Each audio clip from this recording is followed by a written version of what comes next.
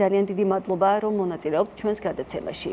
მოკლედ, რატომ არის ევრობიუროკრატიის რეაქცია მკვეთრად განსხვავებული საქართველოში ჩატარებული საპოლიციო ღონისძიებებისა და დანიაში აქციის დარბევის ფაქტებთან მიმართებით? ხომ არ მიუთითებს ეს ერთგვარად შერჩევით მიდგომაზე? რატომ გეკითხებით იცით, თუ ევროკავშირი დემოკრატიული სტანდარტების ერთიან დაცვაზე საუბრობს, რატომ მოყვა დანიის მოვლენებს ასეთი მკაცრი? რატომ არ მოყვა დანიის მოვლენებს ასეთი მკაცრი შეფასებები, მაგალითად, როგორც სხვა ქვეყნების შემთხვევაში ვინახავს? ბატონო, მივესალმები ჩვენს ტელემაყურებელს.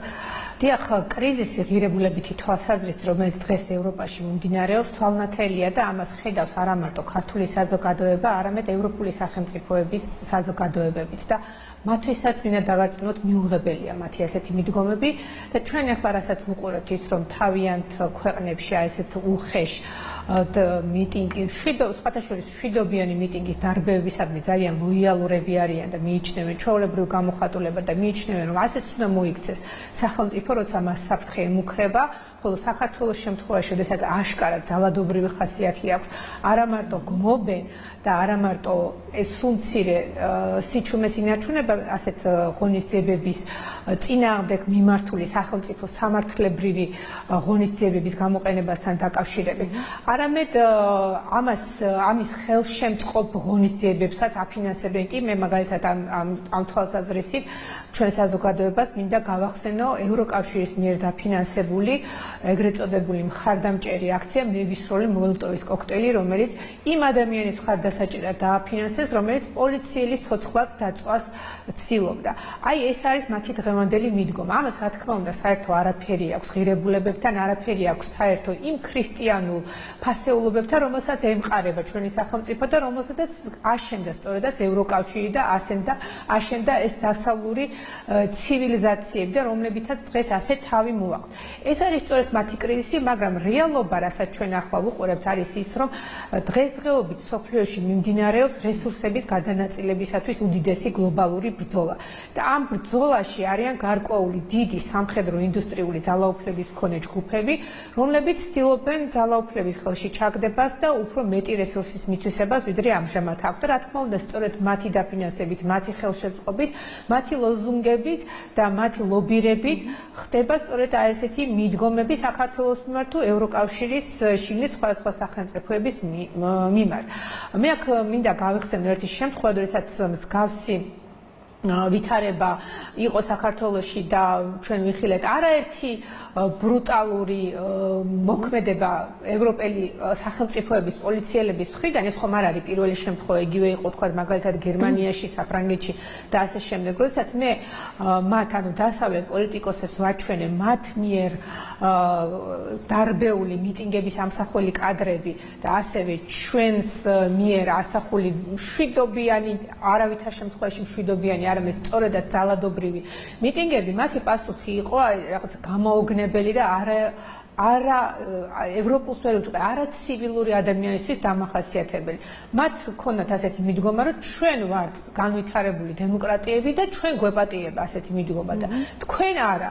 აი ესეთი ცინიკური პასუხი მოვისმიე, რაც მიუღებელია, ხა ევროპელობას ვერ დავარქვე ამას, ნებისმიერი ცივილური ქრისტიანი საღად მოაზროვნე ნებისმიერი ადამიანისათვის, აი ესეთი პასუხი მიუღებელია და სწორედ აი ამას ხედავთ ჩვენ, მაგრამ ეს ყველაფერი არის, რა თქმა უნდა, იმ დიდი გლობალური თამაშის ნაწილი, რომლის მიხედვითაც საქართველოს წინააღმდეგ უნდა გამოიყენო ნებისმიერი ძალა, ნებისმიერი საბაბი, ნებისმიერი მიზეზი, რომ შელახონ საქართველოს ხელისუფლების რეპუტაცია, დააზიანონ ჩვენი ქვეყნის იმიჯი, როგორც ქვეყნის შიგნით მოსახლეობის თვალში, ასევე საზღვარგარეთ ნებისმიერი ადამიანის თვალში. სწორედ აი ეს არის ესეთი მიდგომის და ამ პოლიტიკის მიზეზი, რომ აი ამან მათი გათვლებით და მათი სცენარის მიხედვით უნდა გამოიწვიოს შინ თუ გარეთ მოსახლეობის აგრესია, რაც უნდა გადაიზარდოს ეგრეთ წოდებულ ძალადობრივ რევოლუციებში, როგორც მათ აქვს ჩაფიქრებული. ძალადობრივ რევოლუციებზე ოდნავ მოგვიანებით კითხავთ, უბრალოდ მანამდე მინდა კითხოთ, მიმდინარე პროცესები აჩვენებს, რომ ურთიერთობა საქართველოს ხელისუფლებასა და დასავლეთის პოლიტიკურ წრეებს შორის ღირებულებით დისკუსიას ცდება და სულ უფრო მეტად პოლიტიკური გავლენებისა და ნდობის კრიზისის ფორმას იღებს. ამ ვითარებაში მთავარი შეკითხვა რჩება ის, რომ შეძლებენ თუ არა მხარეები მაგალითად დიალოგის საერთო ენის პოვნას, თუ ურთიერთობები კიდევ შეიძლება უფრო კონფრონტაციული გახდეს, როგორ ფიქრობთ?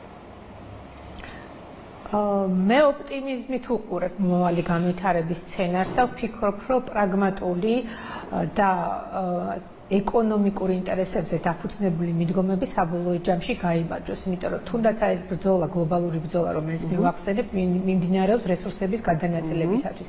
შესაბამისად, ეს პრაგმატიზმი და ეს წმინდა ეკონომიკური მოგების მიღების მოლოდინი აიძულებს ორივე მხარეს იპოვონ კომპრომისი. ახლა მიმდინარეობს, რა თქმა უნდა, ძალიან მწვავე პოლიტიკური დაპირისპირება და ამ მწვავე პოლიტიკური დაპირისპირებაში, რა თქმა უნდა, საქართველო გამარჯვებულია, იმიტომ რომ მათ ვერ შეძლეს 5 თუ 6 დაგეგმილი სცენარიდან ვერც ერთის განხორციელება. ქართული საზოგადოება, საქართველოს მოსახლეობა ძალიან კარგად არჩევს მართალს და მტყუას და ერთადერთი რაც მათ მიაღწიეს ამით ეს არის ევროინტეგრაციის, ევროპელობის და საერთოდ ევროპული ცივილიზაციის რეპუტაციის დაკნინება საქართველოში. მეტი შედეგი მათ ამ პირობებში არ აქვს და რა თქმა უნდა ერთი სამწუხარო შედეგიც არის, რასაც ახლა მე ვაკვირდები, ეს არის საზოგადოებაში უაღრესად დიდი პოლარიზაცია და უაღრესად დიდი დაპირისპირება და აგრესია საზოგადოების სხვადასხვა ფენებს შორის. აქ არ ვსაუბრობ იმაზე, რომ ეს ამ დაპირისპირებაში, ერთ მხარეს არის მოსახლეობის უდიდესი ნაწილი და მეორე მხარეს არის უმცირესი ნაწილი. ფაქტია, რომ ეს აგრესია და ეს დაპირისპირება დღითი დღე მზარდია და ეს კარგს არაფერს არ მოუტანს. როგორ ფიქრობთ, სწავლენ ვაბანკზე თუნდაც და ეს დამკვეთები ვინც არიან გარე პატრონები და შემსრულებლები რამდენად შეძლებენ იმ დავალების შესრულებას, რომელზეც ახლა თქვენ საუბრობთ, ეს არის შიდა არეულობის მოწყობა და ასე შემდეგ. ანუ ვიცით მაგალითად დაანონსებული 26 მაისი, ეხლა მიდის ამ სიტუაციის მაქსიმალურად რადიკალიზაციის ცოტა ხნის წინ შაჰ აბასობის წინააღმდეგ გამოვა ხალხიო, ესეთი ტერმინებიც კი მოვისმინეთ. მოვლენების როგორ განვითარებას ელოდებით თქვენ? ვაბანკზე ისინი უკვე რამდენჯერმე წავიდნენ, მე გულისხმობ რევოლუციურ მცდელობებს, მაგრამ ყოველ ჯერზე მათ ძალიან დიდი მარცხი განიცადეს. რა თქმა უნდა, რადიკალები, რომლებიც საქართველოში რატომღაც პოლიტიკურ ოპოზიციად მოიხსენება, ისევ და ისევ შეეცდებიან, იმიტომ რომ მათ აქვს დავალება მიღებული და ისინი ცდილობენ ამ დავალების მიღებას, ისევ ახლა ცდილობენ, აი თუნდაც ეს 26 მაისი გამოიყენონ თავიანთი მიზნებისათვის და არეულობის შესაქმნელად.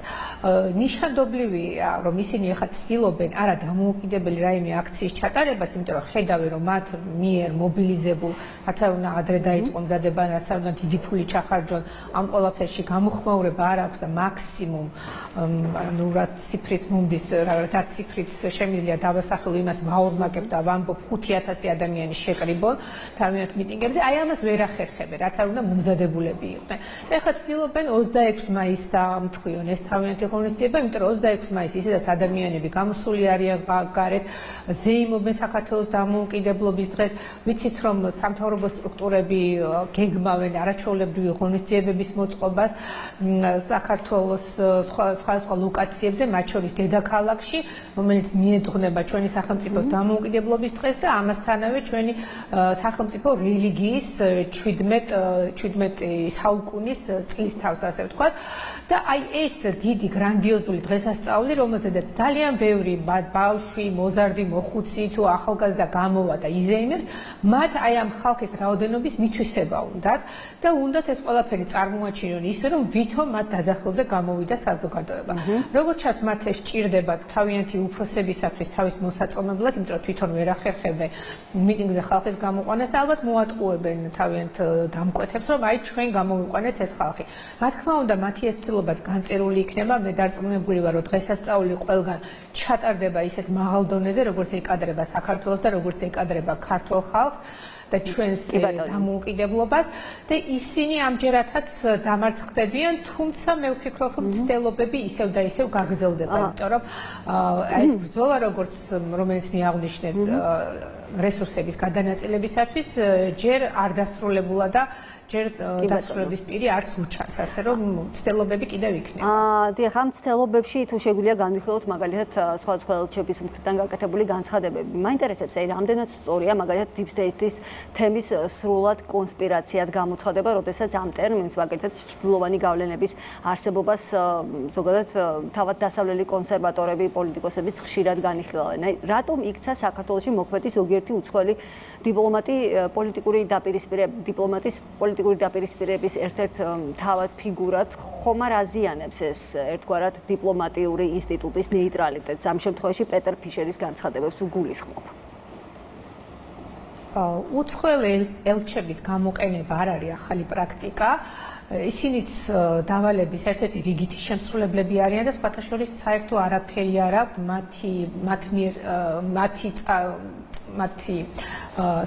მათი იმ სახელმწიფოების პოლიტიკასთან, რომელსაც ისინი წარმოადგენენ. ანუ მე ვამბობ, რომ საქართველოსა და გერმანიას შორის ყოველთვის არსებობდა ძალიან კეთილმეგობრული დამოკიდებულება და აი ეხლა ამ ბოლო პერიოდში სწორედ აი ესეთი უცხოური გლობალური ძალების გავლენის გამო და მათი ელჩის ასეთი არადიპლომატიური საქციელის გამო ეს ურთიერთობები რამდენადმე დაზიანებულია და იმის მაგინად რომ ელჩი შეეცადოს ხალხთა შორის მეგობრობის და ურთიერთობის გამტკიცებას პირიქით საპირისპირო ქმედებებს ახორციელებს და მისი ეს განცხადება სხვათა შორის რომელიც Deep State-ზე გააკეთა მე ვფიქრობ მხოლოდ და მხოლოდ უკბილო ხუმრობაა იმიტომ რომ მას სხვა პასუხი არ გააჩნია მასთან დაკავშირებით Deep State-ი როგორცაც მას უწოდებს ტრამპი და ტრამპის ახალი ადმინისტრაცია ეს არის ცნობილი მოვლენა ნებისმიერ სახელმწიფოში არსებობს ის გარკვეული ძალები რომლებიც მოქმედებენ სხვა გაცილებით უფრო გლობალური ძალების ინტერესების შესაბამისად და ხშირ შემთხვევაში ესენი ეწინააღმდეგებიან მოცემული სახელმწიფოს ინტერესებს ეს ახალი მოვლენა არ არის არც მსოფლიო ისტორიაში არც საქართველოს ისტორიაში და არც ამერიკის ისტორიაში ასე რომ მისი ეს ვითხოვნა და ძებნა რომ ვერ იპოვა მხოლოდ და მხოლოდ მის უსუსურობაზე მეტყველებს რომ მას არ აქვს რეალური პასუხი იმ კითხვებზე რომელსაც მას უსვამს ქართული საზოგადოება ქართული ჟურნალისტები და ამით ცდილობს თავი დააღწიოს ლეგიტიმურ კითხვებს და თავიდან აირიდოს.